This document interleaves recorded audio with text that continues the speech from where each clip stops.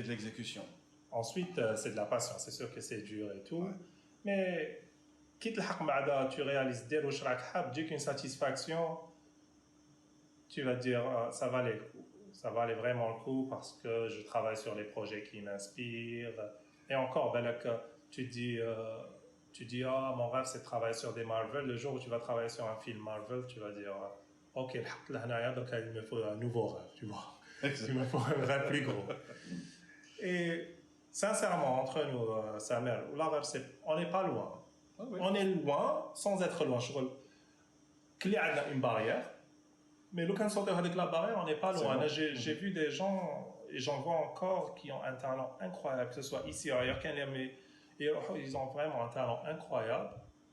Il faut juste savoir bien l'exploiter, tu vois. Donc, je répète déjà ça. Bon, enseigner, c'est répéter que tu as terminé.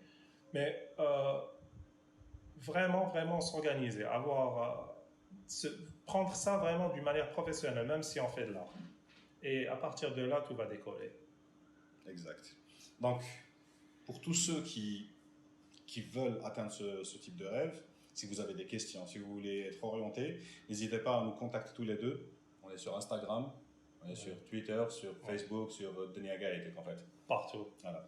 samilamouti@gmail.com. De toute façon, sur la description de la vidéo, je mettrai tous les liens pour les comptes. Et puis, j'ai plein de références. Ceux qui veulent travailler dans le domaine, ici ou ailleurs, ou étudier, ou apprendre, ou avoir des livres, des techniques, des tutoriels, ça va me faire plaisir de vous envoyer tout ça. Et il est très très responsif, je le suis aussi, n'hésitez pas.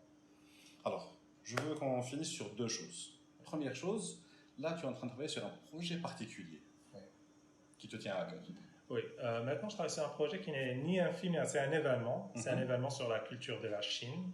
Mais ça se passe sur une île au Canada, à Montréal, mais c'est gigantesque, plus de 2 km², où on doit construire des châteaux avec des LED, faire des projection mapping dessus, avoir des drones qui vont dessiner des pyramides, des dragons, il va y avoir un dragon géant, des écrans holographiques, une projection sur les fontaines, une fontaine d'eau de 60 mètres de large, 30 mètres de haut. Pourquoi j'en parle? Parce que ça, c'est du numérique. Ouais. Ce n'est pas des films, ce n'est pas des affiches, ce n'est pas de la... C'est du numérique, mais qui est quand même palpable, parce qu'on doit construire tout un site, l'aménager, ça va durer 2 mois. Je pourrais t'envoyer quelques images que tu peux montrer. Ça va, oui. Donc, c'est vraiment large. Une fois qu'on maîtrise l'outil informatique et les outils de création numérique, ensuite, on peut faire n'importe quoi. En fait, c'est de nouveaux outils pour l'expression artistique. Absolument, absolument. Et puis, le numérique nous donne tellement de latitude qu'on peut faire tellement de choses. Admettons, nous, on a un dragon, on fait le dragon parce qu'on doit faire une publicité pour la télévision canadienne. Et en même temps, on a les fichiers, on va utiliser le dragon pour faire une énorme projection holographique. Ensuite, on s'est dit, mais on peut aussi le projeter sur la fontaine. On peut aussi l'imprimer en 3D. On peut aussi en faire des... Donc, c'est bon. Il n'y a plus de limite. Il n'y a plus de limite. Quand on est dans le numérique, go. Donc ça, dès qu'on aura des images, etc., on publiera ça aussi sur le compte. Alors, maintenant, toi, tu es aussi présent du coup sur les réseaux sociaux. Tu as 3 ou 4 comptes Instagram déjà. Sur Instagram. Oui, parce que j'ai un compte personnel, un compte sportif, si j'ose dire. Push-up Sammy. Et puis un compte juste pour la photographie d'architecture. Parce que entre une story où moi je mange une pizza et des photos sur lesquelles je travaille professionnellement, il y a il y a une différence. Donc je tiens à faire ça. Même je dirais que peut-être ça serait bien aussi pour les gens, parce que si par exemple je m'adresse à des gens, je dis je fais de la photographie ou de la vidéo, peu importe, et je leur présente une chose, je vais pas leur présenter. Tu leur montres ton compte Instagram avec qui je veux que tu as coulé du pizza. Oui, je dis mais c'est bien, mais quel est le rapport? Donc effectivement. Très bien. Donc pour toutes ces présences-là, et tu as une chaîne YouTube aussi. J'en ai 5 ou 6. 5 chaînes YouTube, parce que j'ai une de vlog, j'ai une de voyage, j'ai une de travail, Très bien, donc tu m'enverras tout ça, on les rajoutera dans la description. Oui, ou presque. Donc, pour gérer tout ça, aujourd'hui, est-ce que tu es satisfait de ce que tu as, ou alors est-ce que tu voudrais améliorer? J'ai besoin d'améliorer. Même si je suis quand même très organisé, parce que pour moi, comme j'aime dire, mon ennemi, c'est le temps. Donc, mon temps, je me lève tous les jours tôt, même si je me couche tard, je me lève tous les jours tôt, j'y vais par priorité, j'essaie de feed the beast, nourrir tous mes éléments, mais je ne peux pas. Bien sûr, c'est clair. Alors, aujourd'hui, c'est quoi ton process pour pouvoir justement t'organiser par rapport à tout ça? Moi, j'y vais en 3 étapes. A, B, C, on va dire à peu près. Le A, c'est tout ce qui est client work, le travail que je dois faire pour des clients qui me payent.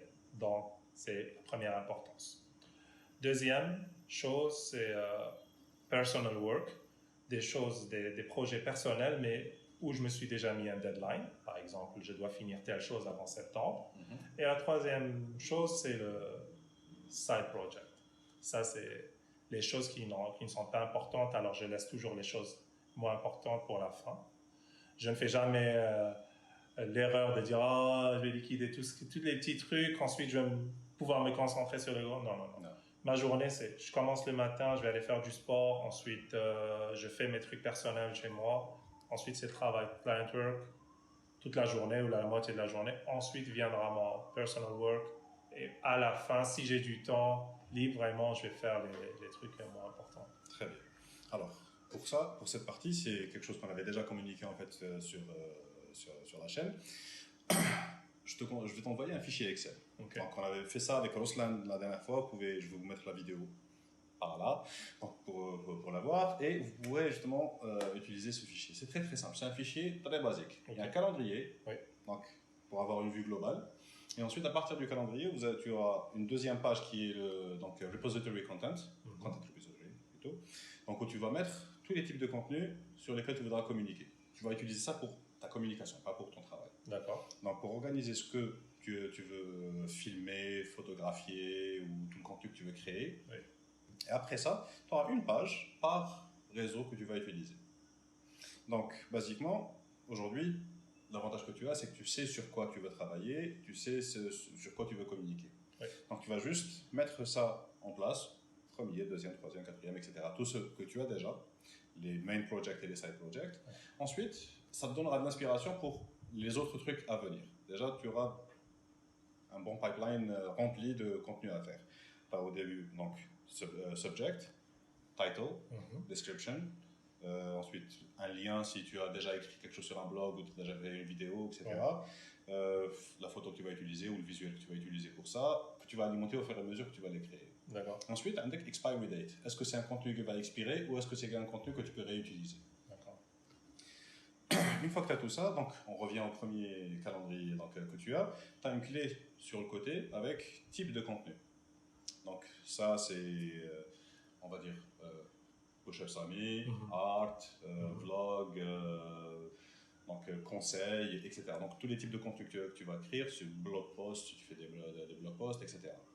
Et tu vas mettre ces clés et tu vas les distribuer selon le planning que tu connais déjà d'après ce que tu as comme charge de travail. Tu les distribues un peu partout et de là, tu commences justement à créer ton truc. J'aime ça. Ouais, et tu sais le temps que tu peux allouer à ce que tu veux. Et là, aujourd'hui, comme tu vois sur cet outil que je suis en train d'utiliser, c'est Asana.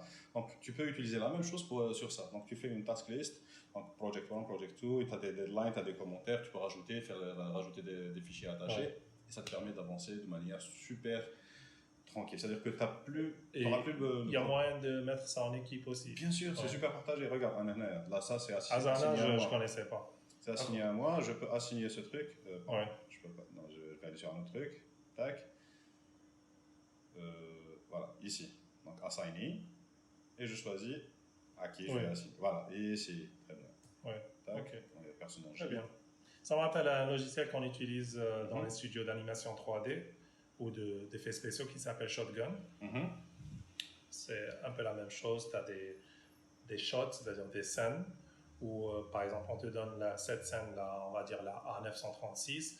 Toi, il y a 5 départements qui vont travailler sur la A936, mais tout le monde va pouvoir voir où on est chacun par rapport, puis commenter, rajouter. Ok, super, je vais faire ça. J'attends d'avoir ton fichier Excel.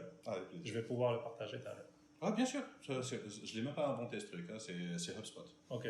Donc c'est inbound marketing, donc c'est un truc pour pouvoir gérer son campagne.